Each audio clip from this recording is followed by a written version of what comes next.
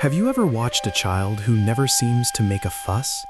The one who quietly does what they're told, never complains, never argues, and always seems to be the good kid in the group.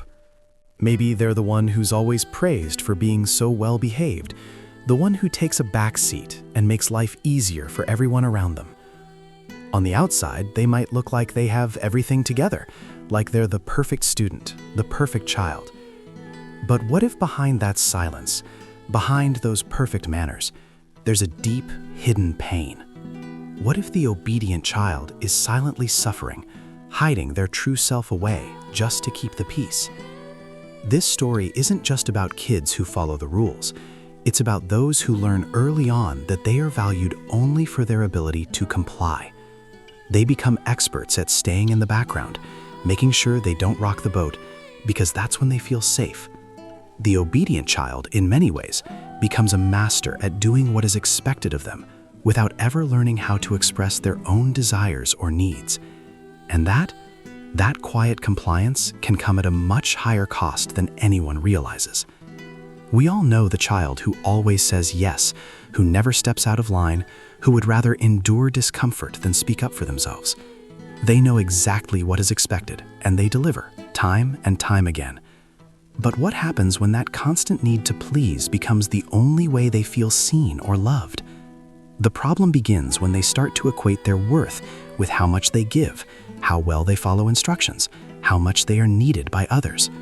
What they don't realize, though, is that they're building a false version of themselves, a version that exists only to please others, to meet their expectations. It's a kind of mask they wear every day, not just to avoid conflict, but to feel accepted. The more they wear this mask, the harder it becomes to see who they really are behind it.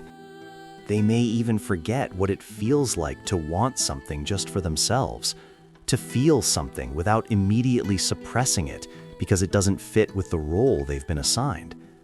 This false self becomes a cage. It's not something that's obvious at first.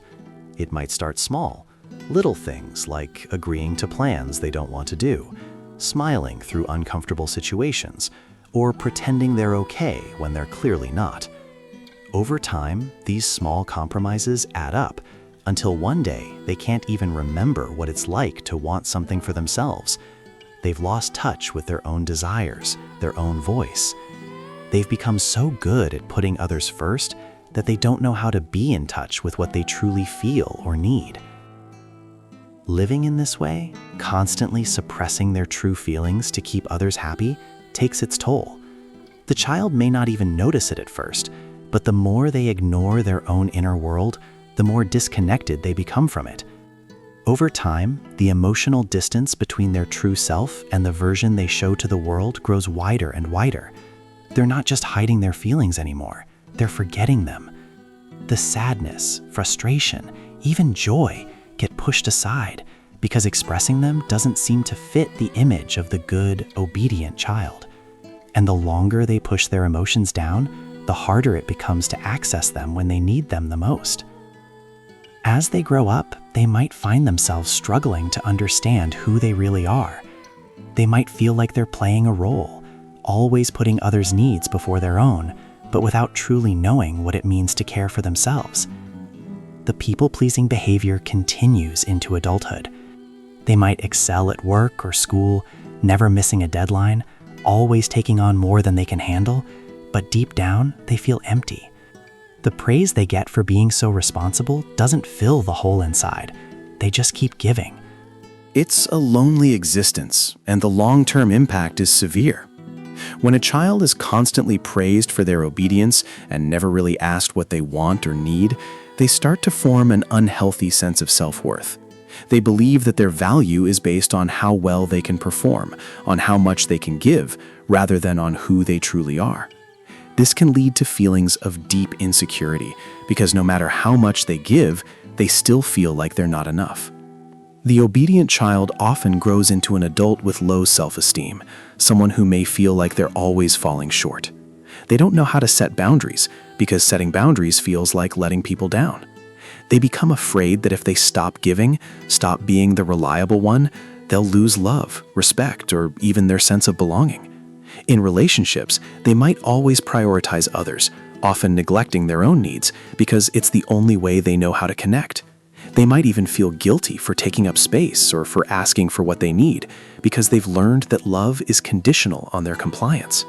This need to please, this constant drive to meet others' expectations often leads to perfectionism. The obedient child may grow up to be someone who never feels like they're enough, always pushing themselves to do more, to be more, but never feeling fulfilled. They set impossible standards for themselves and believe that if they don't meet them, they'll lose the approval and affection they've come to rely on.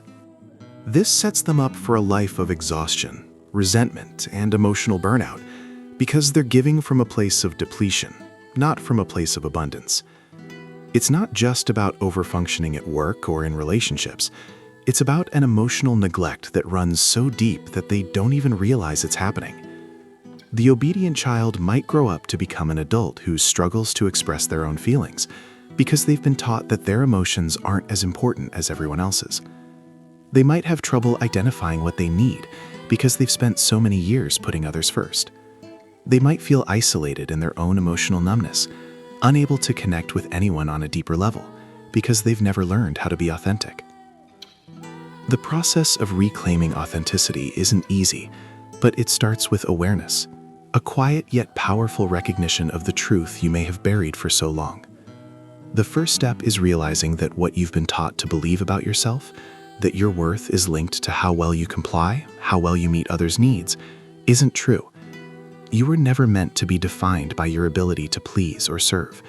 You are worthy simply because you exist. Your value is not a reflection of your performance or the roles you play. It's a part of you, rooted deeply within, just waiting to be rediscovered. Understanding this can be a revelation, but it's only the beginning.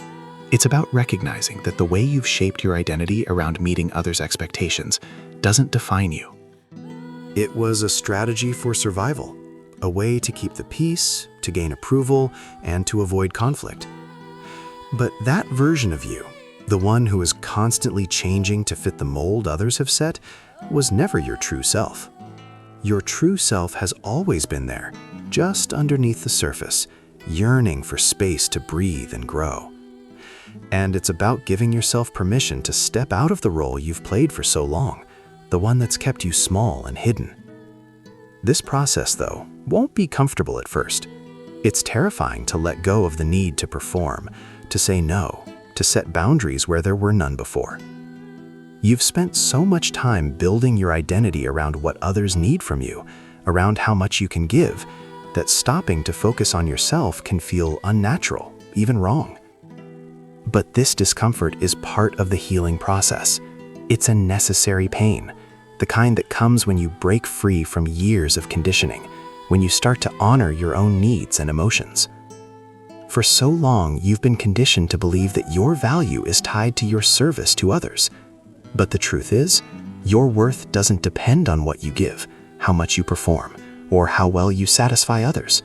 Your value is inherent, and you deserve to be recognized for simply being who you are. People might be confused or even upset when you stop playing the role they've grown used to, but this discomfort is a sign that you're on the right path. It's the only way to reclaim your true self, by honoring your voice and your needs, by allowing yourself to exist fully and unapologetically. Healing is more than just transforming into the person you think you're supposed to be. It's about letting go of the roles you've been playing for so long, the roles that kept you safe, yes, but also kept you confined. It's about rediscovering who you are when you stop trying to fit into the box that others have created for you. It's about understanding that you can create your own identity, free from the weight of expectations and fears of judgment. And when you begin this journey of authenticity, you also make space for others to do the same. We create a world where people can show up exactly as they are, without fear of rejection or the need to constantly perform. When we prioritize authenticity over compliance, something beautiful happens. We foster deeper, more meaningful connections with others. The relationships we form aren't based on false fronts or the pressure to please. They're grounded in real, unguarded connection. And this shift goes beyond just the personal. It can ripple through families, communities, and societies, teaching the next generation that their worth is not tied to how well they follow the rules or how much they give to others. Their worth is rooted in who they are as individuals, in the unique expression of their true selves.